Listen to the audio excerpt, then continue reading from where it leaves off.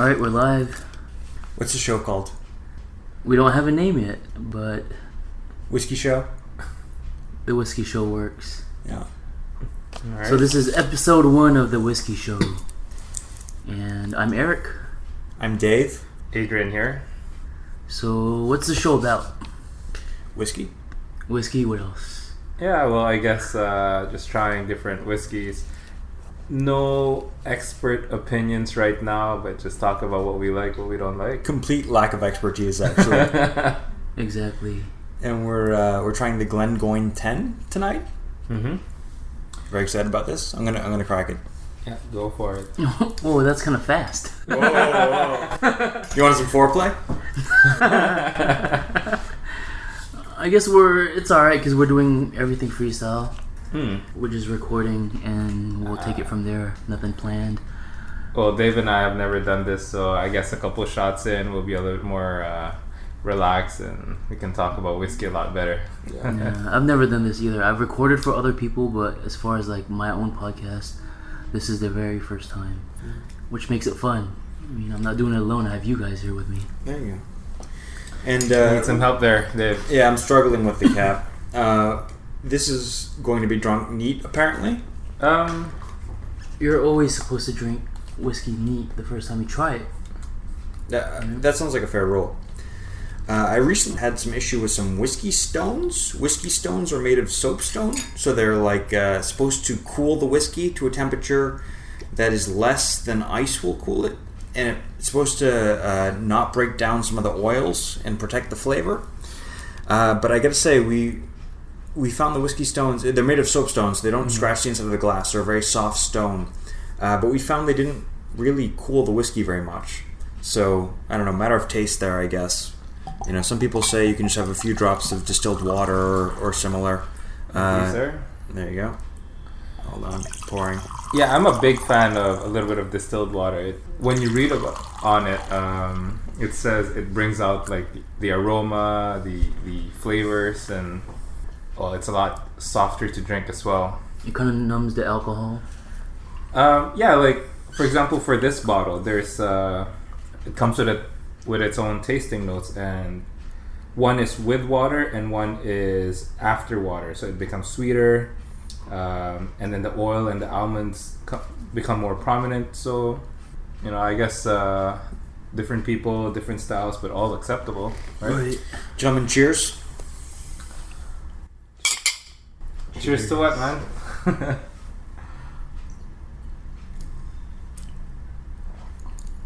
do you guys think? I get a lot of burn off of it.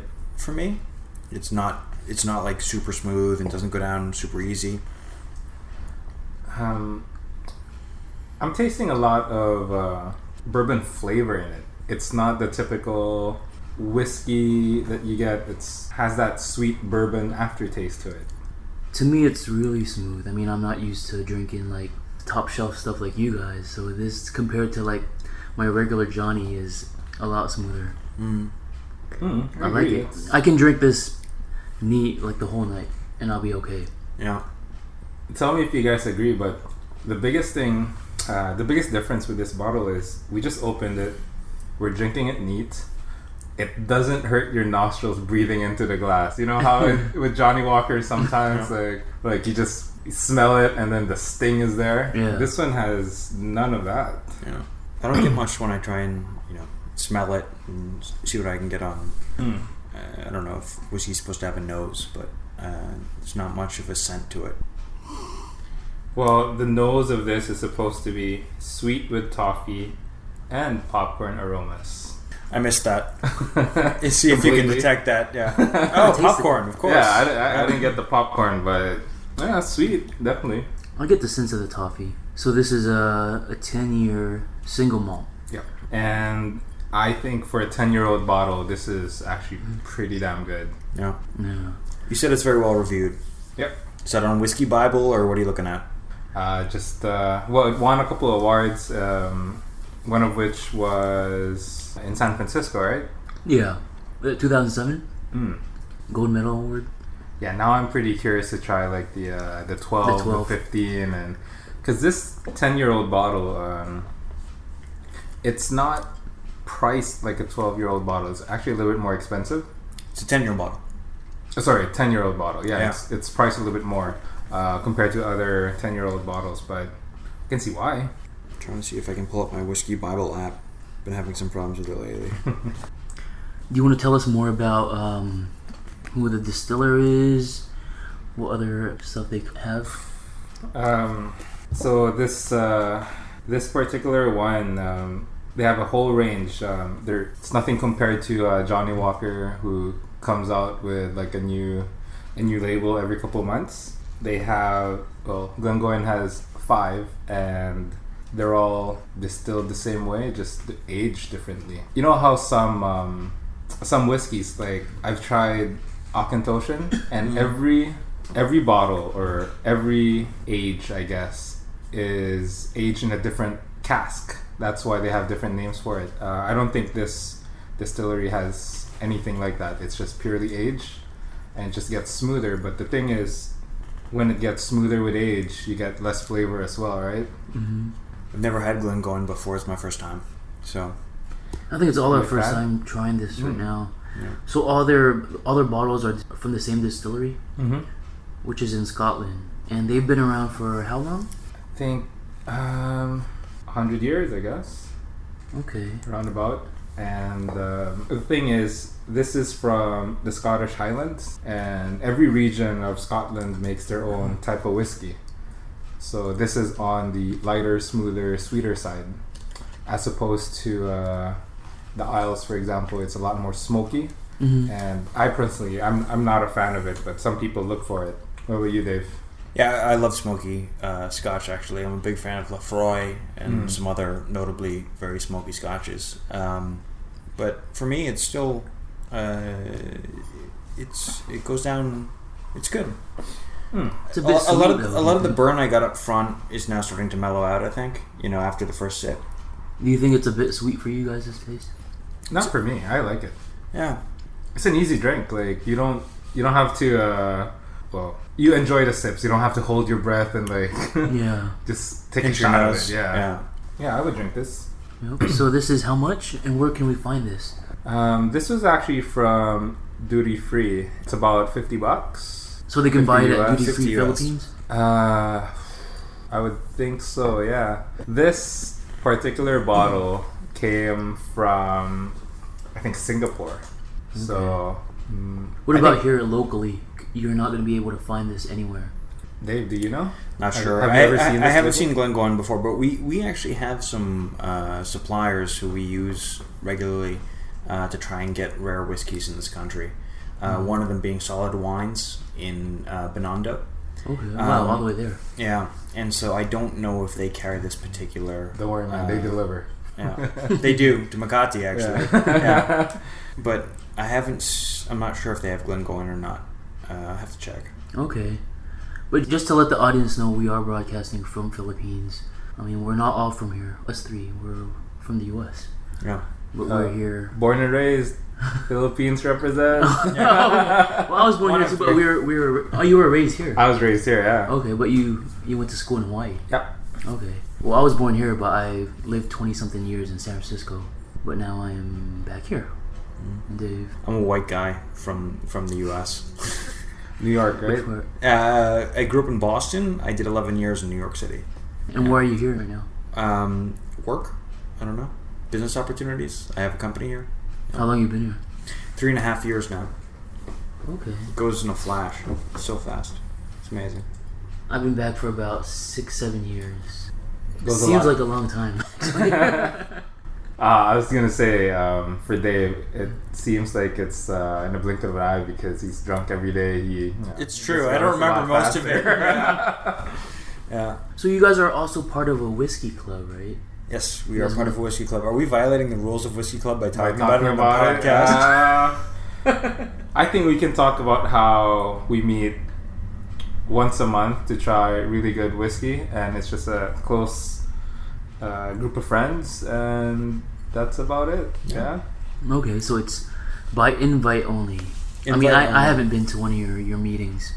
We'll So hopefully it's rectify that that exclusive. soon. It's that exclusive. I'm hosting a podcast with these guys, but I've never been to the whiskey club. it's that hard to get into. Yeah. Well, we'll hopefully invite you to a future one in the near future. That was redundant. I think you need more whiskey. There you go. We have some ice over here if you guys want some. Or are you guys pretty content with what Let's see how ice affects the flavor. Oftentimes, ice seems to dramatically affect the flavor of whiskey, I find.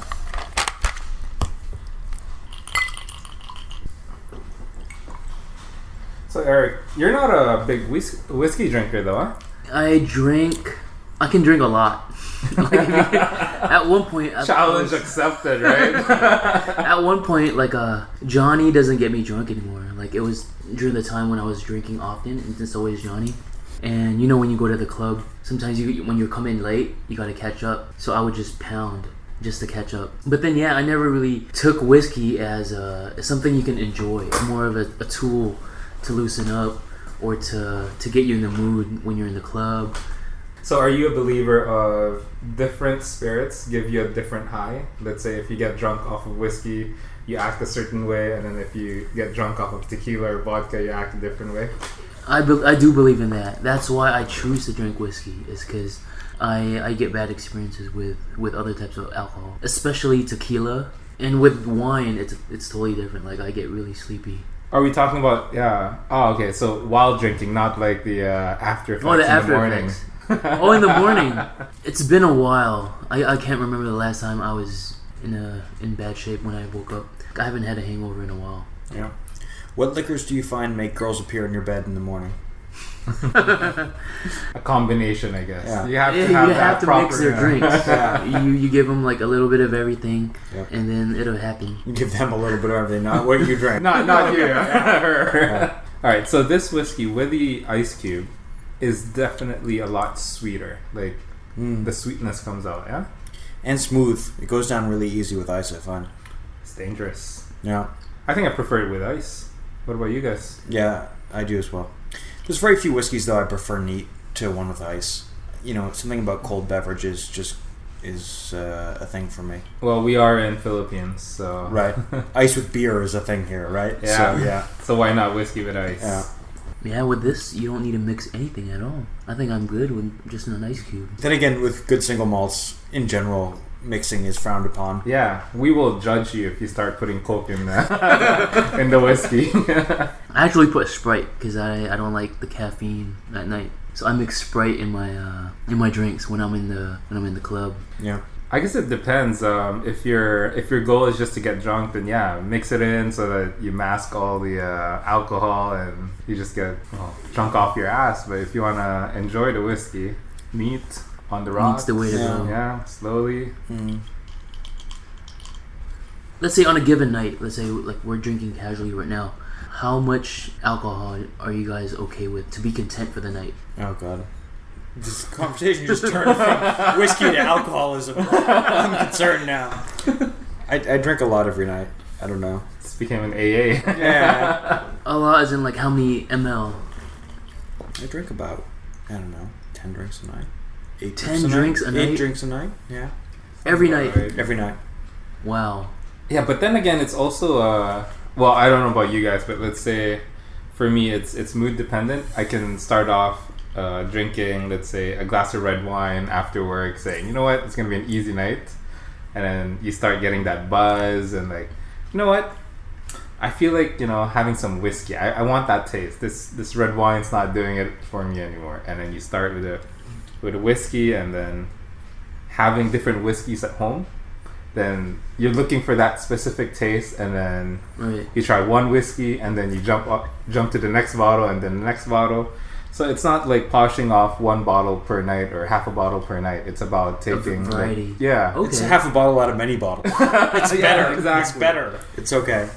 Because you don't get tired of it, because with a whiskey, for every bottle you drink, it tastes completely different. So that's what makes it dangerous. You're already drunk, but then you try something different, like, oh, I like this bottle better, and then you're curious about the next one, and then the next one. So you usually drink at home, you're saying?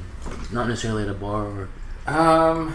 Yeah, mostly, because bars here in Philippines, they don't really carry a lot of stuff. They carry the whole range of Johnny Walker, Chivas, and probably some single malts. But as far as variety goes, I think Dave's house has more variety. Actually, Adrian's house definitely has more variety. I've been to his house, and they have a little trolley of liquor. So they're definitely, so you don't need to stand up, right? Yeah, they're doing better. It rolls. Yeah, I tend to drink more in bars, but that means going to very specific bars that have very good selections. It's Manila. It's hard to find a good range of alcohols to sample.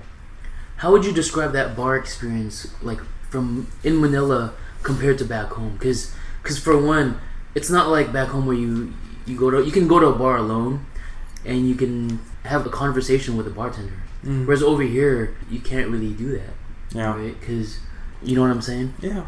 I find the bars here that have the best range of liquors are expensive. They tend to be cocktail bars. There's one or two good whiskey bars that just do whiskey at a reasonable price.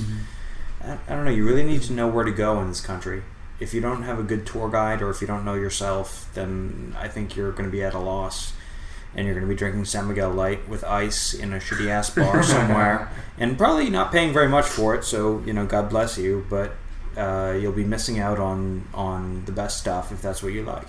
So when you go to these spots, do you go alone? Do you bring a friend, or what? I always go with someone. I don't go alone and cry at the bar. So for somebody who's let's say who's new to the country, going to a bar alone, you wouldn't get the same experience as like in a different country. I mean, going to a bar alone in general is kind of weird, right?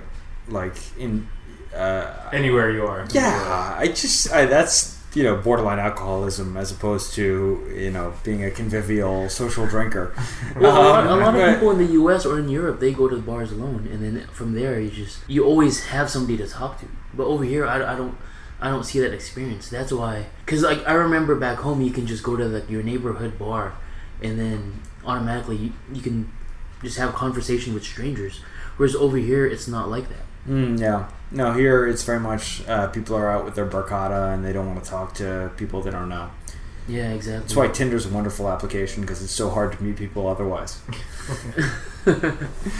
Yeah, agreed. It's if you go out here, you go out with your group, and that's who you're talking to. Yeah, those bucket specials. Yeah, but how can you go wrong? It's 6 bottles of beer for $5. At a bar. Yeah. How can you go wrong with that, right? That's true. And you don't even have to tip. Yeah. But then again, that's something I also noticed about like the Manila scene as far as drinking goes. If you drink like the everyday stuff, your San Miguel beer, or let's say Johnny Walker Black, it's super cheap. A beer would cost you $1.50 maybe, and then in most of the places here, let's say at the Fort, you can get a bottle of Johnny Black for $30-$40 in a bar, which is ridiculous because back in the States, you would spend $100 minimum. Yeah. But then again, there's a big price gap between the everyday stuff here and, let's say, going to a single malt, then you're get ready to spend like $100. Right. Do you guys go to distillery? I do go to distillery sometimes. What do you think about their selection? Not bad. Draft also not bad. They got some. Have you seen this new Hefeweizen that's available in 7-Eleven and mini stock? It's like 33 pesos. Yeah, it's not fucking bad. It's made by Asia Brewery, and we had that last week. Adrian's ringing. He's Sorry popular. about that. He has lots of friends. They, I guess, they heard you talking about cheap beer, and they wanted to. Are you taking this call live while we're recording? I don't think that's a good idea. But that beer you're talking about, we actually tried it, Eric and I, a few weeks ago, and it's not bad. Yeah, it's pretty good. It's a little sweet, I found, but it's a Hefeweizen. Yeah, it's sophisticated for this market. For about 70 US cents per bottle, right? Good price. Yeah, no, the price is great. No one's arguing the price. Mm. Yeah. It's by Asia Brewery, right? yeah.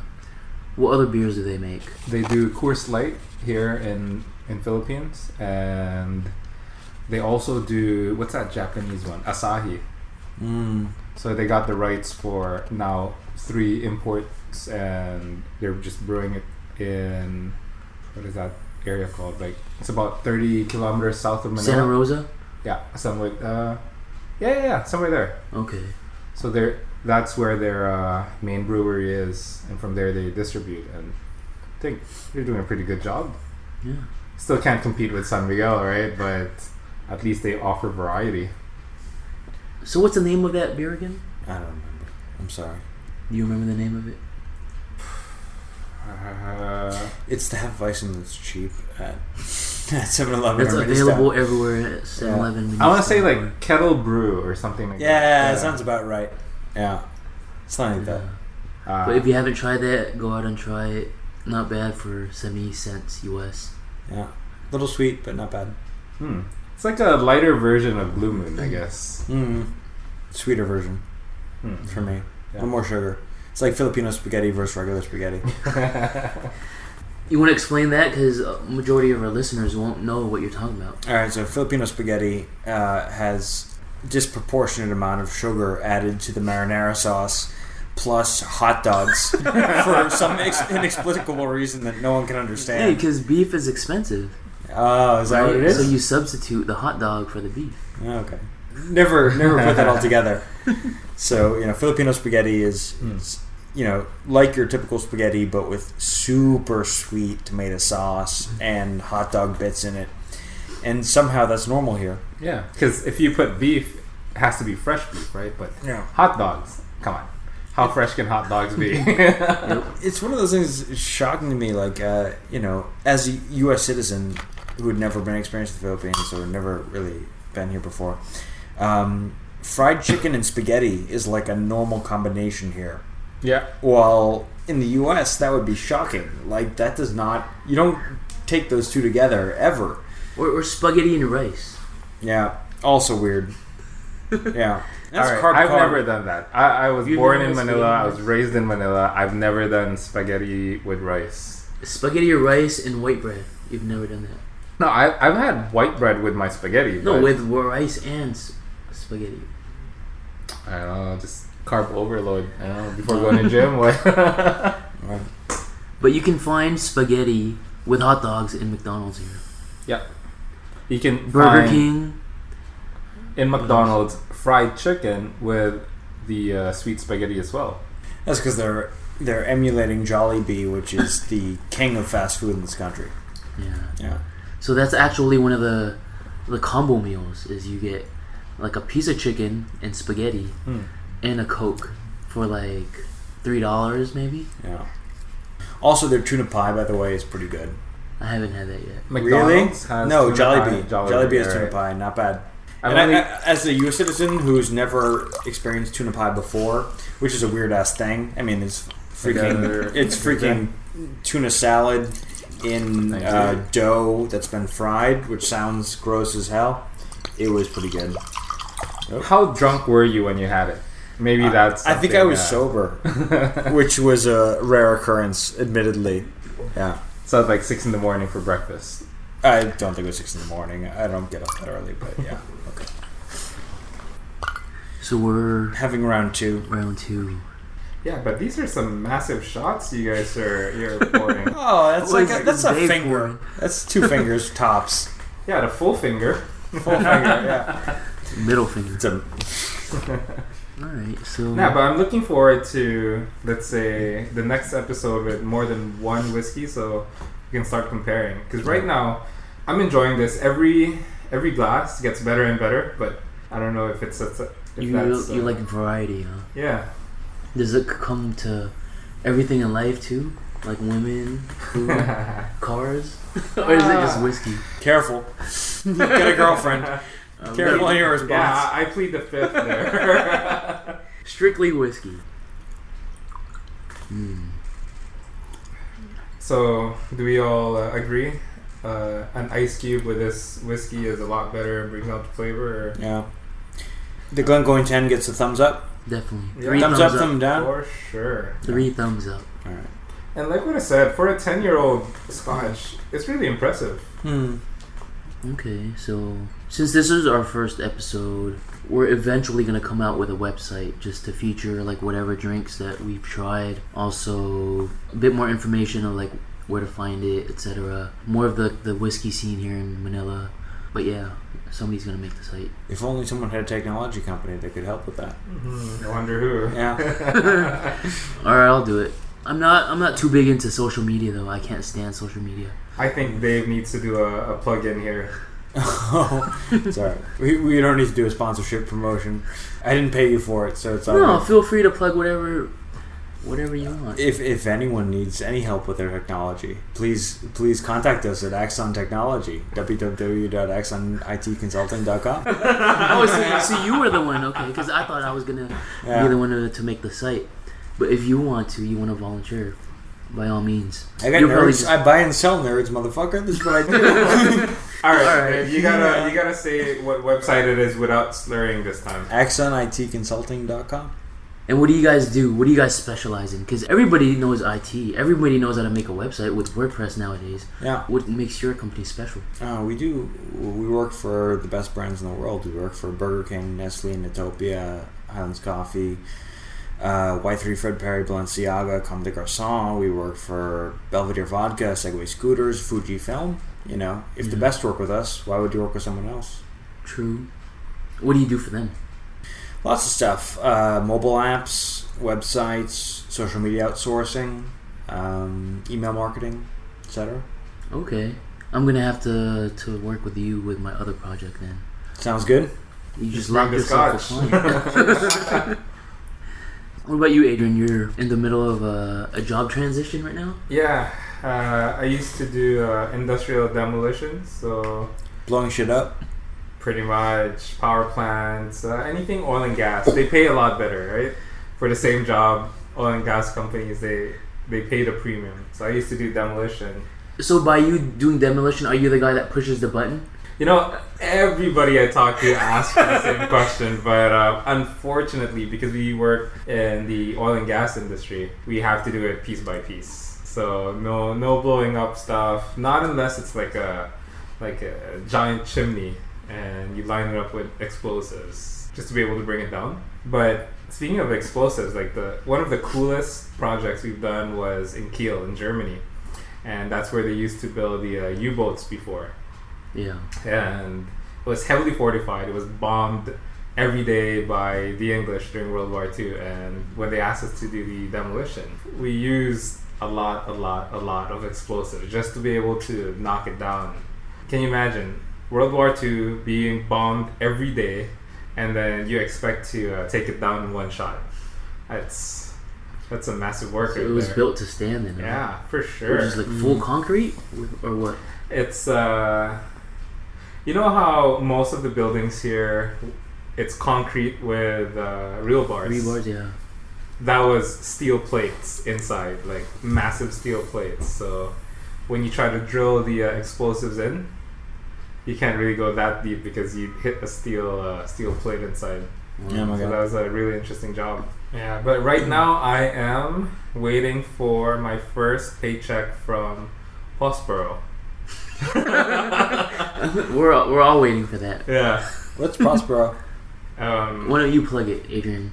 Well, Eric and I, together with a few other friends, are opening a Filipino-themed food stall in Century Mall. Mall. Yeah, Hole in the Wall, which is in Century Mall, Makati. It's what else can you say about it? it's a It's a high-end food court, Yeah, for those of you who basically. don't know. And it's awesome. All the places in there are amazing. And so, very excited to try yours.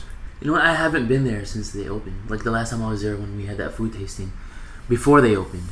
So hopefully by next month we'll be open. Hopefully. And, that will sustain my whiskey drinking hobby. Yeah. Yeah. So we gotta visit Hole in the Wall, see what's new there. Maybe bring a bottle there and record.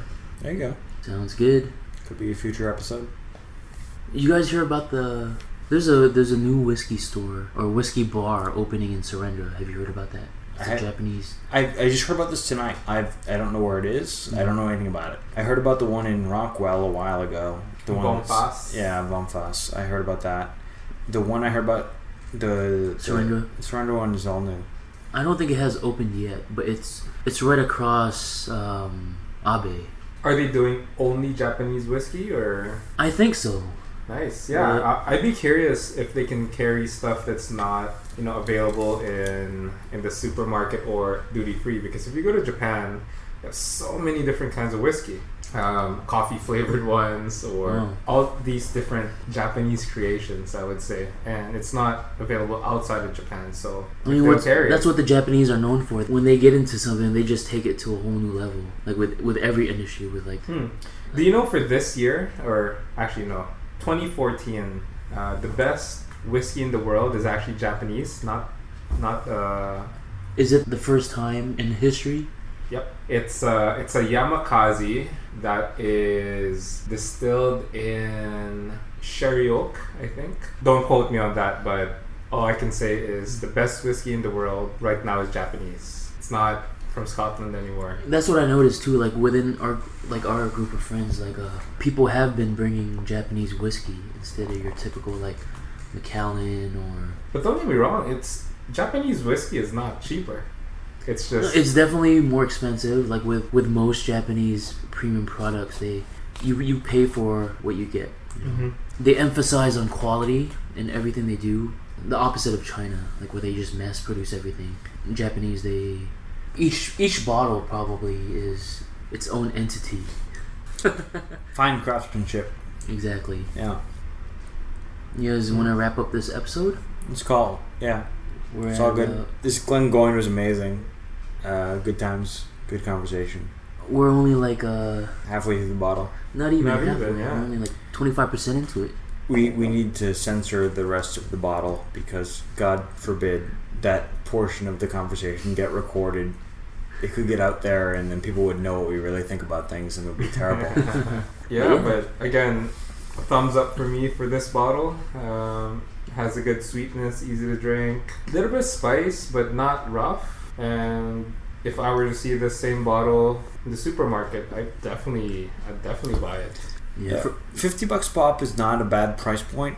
It's pretty low in terms of the single malt spectrum. So not bad to keep in the house. I mean, there are cheaper whiskeys that I think are good, but still, not a bad option to keep as like a house whiskey. Yeah, well, like what I said, variety, right? Yeah. So you can have multiple at night and justify yourself. Just one more. Just one more. Just one. I'll have just one more. Oh, you know what? Sometimes you want two at a time as well. For me, it's a bit sweet, but I do like it, and I don't have to mix anything with it. I can drink it neat, not a problem. But yeah, so I guess that wraps it up for this episode, our very first episode. Congrats, guys. Cheers. Cheers to that. Cheers. For future episodes, what do we have? Like right now, we're critiquing one bottle, we're enjoying one bottle, but you guys brought up that you guys wanted to have either two or multiple bottles just so we can compare, contrast. I think, maybe you should come to Whiskey Club if we can hook that up. Yeah. During Whiskey Club, do you guys just drink as much as you can, or do you guys kind of take it easy? Because how long, or am I not supposed to be talking about Whiskey Club? I think putting it simply is different people have different tolerance, right, for alcohol. So some people may seem like they're pounding it, but they're alright, and then some people are just taking nips. Right. Okay. It's really a very casual event we have, and we bring out good whiskey. You drink however much you want. You drink at your own speed. There's no pressure. No peer pressure. No, it's not like if someone's taking a second shot or a third or a fourth that you have to keep up. It's drinking at your own pace and just being comfortable. Okay. Right? Cheers. Cheers again. Stay tuned for the next episode. You guys want to add anything else? Thank you for listening. Thanks for listening. Axon IT. I think it's all thing. Axon.